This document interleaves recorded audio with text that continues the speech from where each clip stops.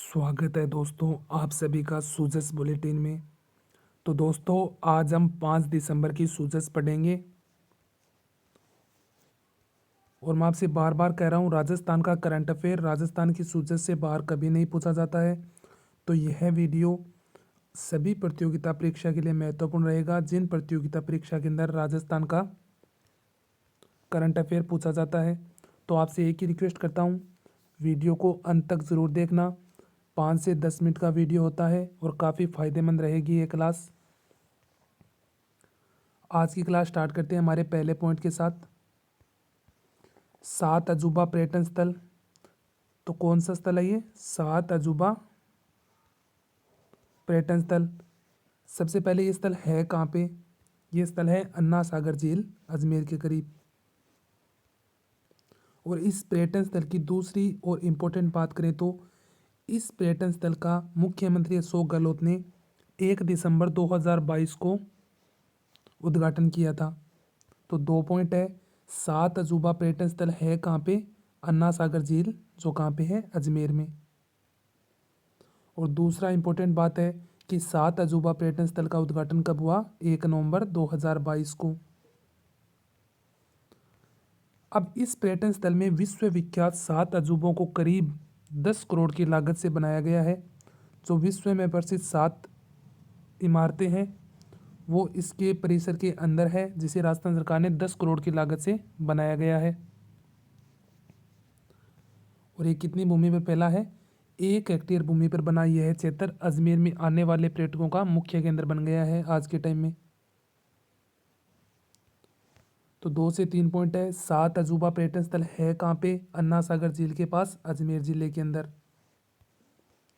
दूसरी इंपॉर्टेंट बात, इस पर्यटन स्थल का उद्घाटन कब हुआ था? 1 नवंबर 2022 को मुख्यमंत्री अशोक गहलोत के द्वारा इसका उद्घाटन किया गया था।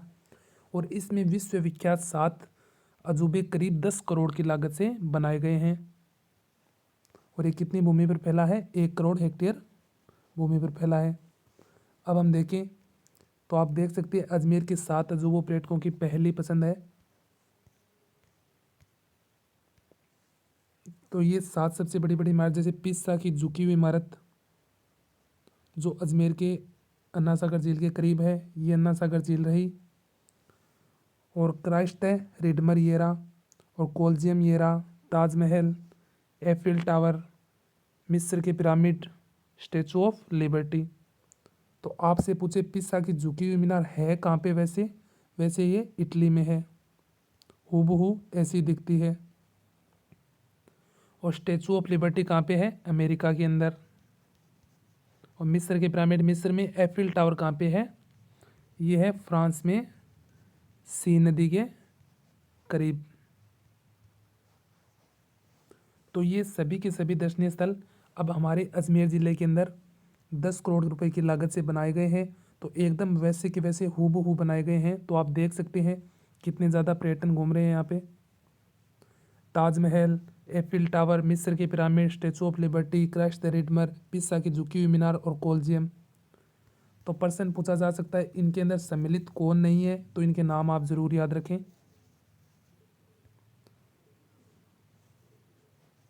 जैसे कोलजियम, पिसा की झुकी हुई मीनार, Christ the Redeemer, Taj Mahal, Eiffel tower, मिस्र की पिरामिड और स्टेचू ऑफ लिबर्टी। इन सातों के नाम परीक्षा की दृष्टि से काफ़ी महत्वपूर्ण है। और 7 अजूबा पर्यटन स्थल है कहाँ पे? अजमेर में, अन्ना सागर झील के करीब। तो परीक्षा की दृष्टि से काफ़ी महत्वपूर्ण पॉइंट है। ये अलवर जिला दिव्यांगजन में प्रथम, ये आपको बार बार पढ़ाया गया है कि राष्ट्रपति द्रौपदी मुर्मू ने अंतर्राष्ट्रीय दिव्यांगजन दिवस के अवसर पर नई दिल्ली में आयोजित समारोह में अलवर को जिला कलेक्टर के डॉक्टर जितेंद्र कुमार सोनी को वर्ष 2022 के लिए दिव्यांगजन सशक्तिकरण के लिए उत्कृष्ट कार्य हेतु सर्वश्रेष्ठ जिला पुरस्कार प्रदान किया गया है। तो 2 से 3 पॉइंट है। एक तो एक किसके द्वारा प्राप्त किया गया है? राष्ट्रपति द्रौपदी मुर्मू के द्वारा प्रदान किया गया है। और कहाँ पे? दिल्ली में आयोजन समारोह के अंदर। और मिला किसे है? अलवर के जिला कलेक्टर डॉक्टर जितेंद्र कुमार सोनी को। और ये किसके लिए है? कि दिव्यांगजन सशक्तिकरण के लिए उत्कृष्ट कार्य करने में अलवर जिला प्रथम रहा है पूरे देश के अंदर। तो परीक्षा की दृष्टि से काफ़ी महत्वपूर्ण है। अब ये पॉइंट आप नहीं भूले, आपको 2 से 3 बार पढ़ा दिया गया है।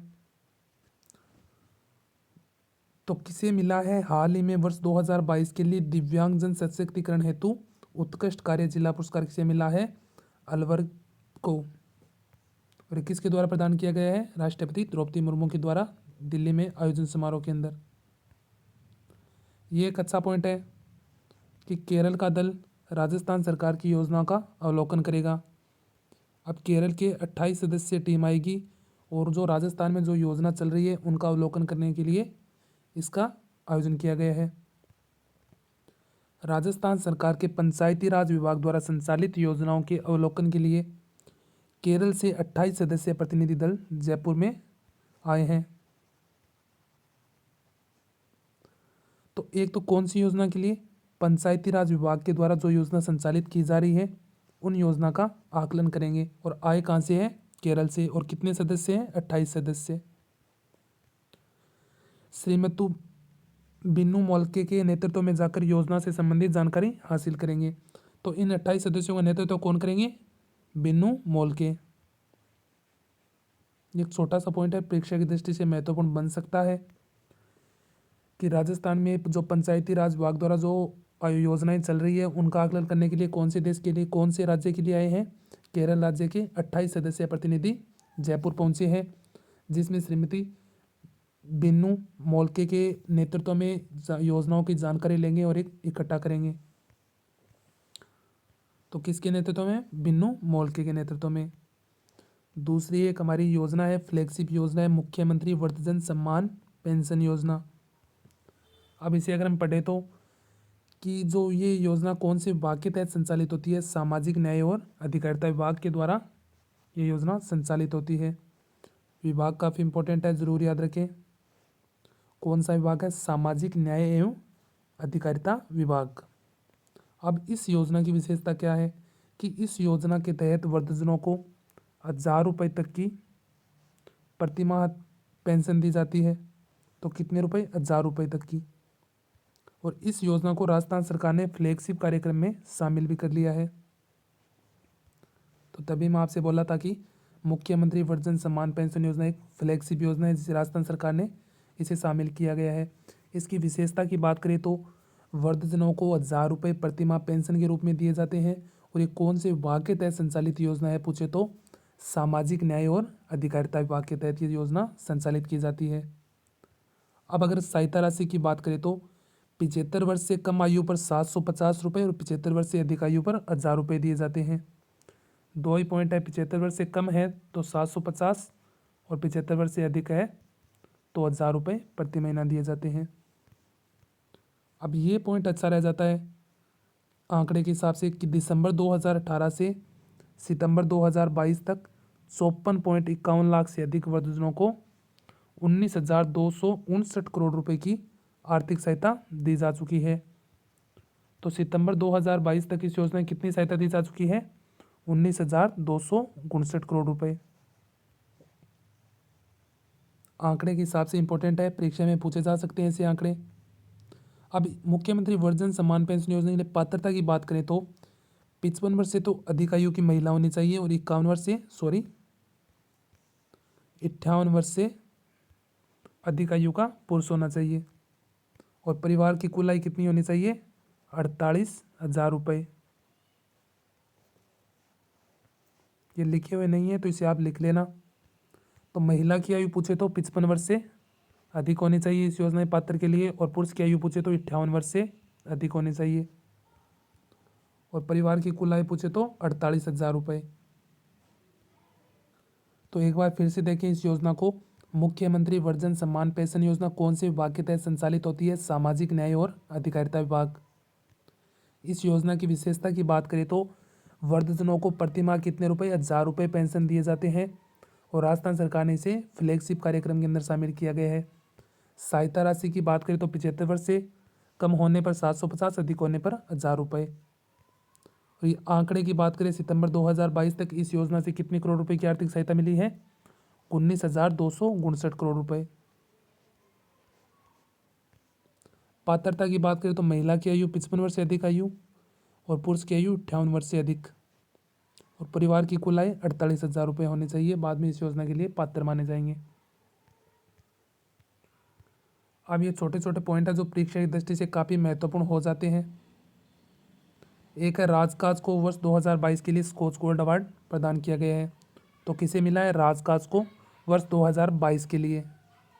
कौन सा गोल्ड अवार्ड है? Skoch gold award. तो आप देख सकते हैं। और दूसरा इंपॉर्टेंट पॉइंट है, ई फाइलिंग सिस्टम की शुरुआत कौन से कलेक्टर के द्वारा हुई है? जयपुर कलेक्टर के द्वारा।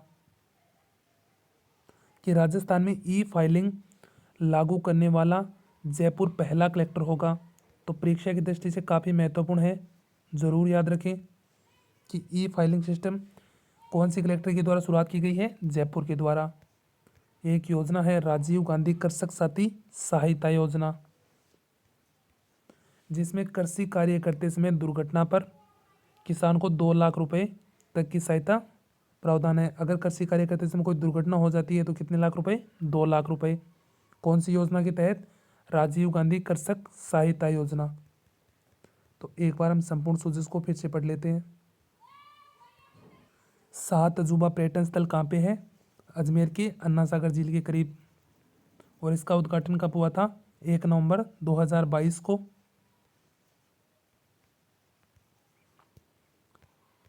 और ये विश्वविख्यात यहाँ पे क्या है? 7 अजूबों की मीनारें हैं, जिसमें कुल लागत पूछे तो कितनी है? 10 करोड़ रुपए की लागत है। इन 7 मीनारों के नाम आप जरूर याद रखना। एफिल टावर और मिस्र के pyramid, statue of liberty, Taj Mahal, Christ the Redeemer और पिसा की झुकी हुई मीनार और कोलजियम। और एफिल टावर वैसे कहाँ पे है? फ्रांस नदी में सीन नदी के तट पर बना हुआ है। और राष्ट्रपति द्रौपदी मुर्मू के द्वारा जो दिल्ली में आयोजन समारोह हुआ था, उसमें हमारे ज़िले को दिव्यांग सशक्तिकरण के लिए उत्कृष्ट कार्य में प्रथम स्थान मिला था। तो कौन सा जिला था? अलवर जिला। और राजस्थान के अंदर जो पंचायती विभाग की जो योजना संचालित है, उनका आकलन करने के लिए कौन से राज्य की आ रही है सदस्य? केरल राज्य के 28 सदस्य उसका आकलन करने के लिए आ रहे हैं। उसका नेतृत्व कौन करेंगे? बिन्नू मोलके। और मुख्यमंत्री वर्जन समान पेंशन योजना एक तो कौन से विभाग के तहत संचालित होती है? सामाजिक न्याय और अधिकारिता विभाग। और इसमें सहायता राशि पूछे तो 1,000 रुपये प्रतिमाह दिए जाते हैं, जिसमें 75 वर्ष से कम आयु पर 750 और 75 वर्ष से अधिक आयु पर 1,000 रुपये। यह एक फ्लैगशिप योजना है। और आंकड़े की बात करें तो सितंबर 2022 तक इस योजना में 19,259 करोड़ रुपए की आर्थिक सहायता मिल चुकी है।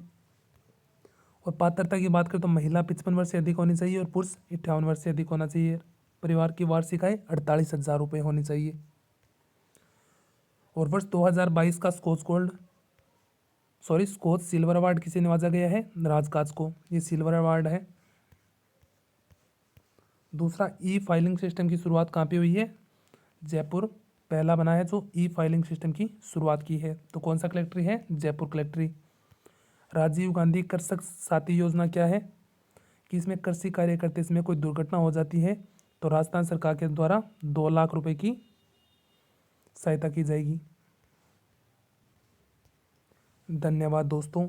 अगर आपको वीडियो पसंद आ रहा है तो वीडियो को आप ज़रूर लाइक कीजिए।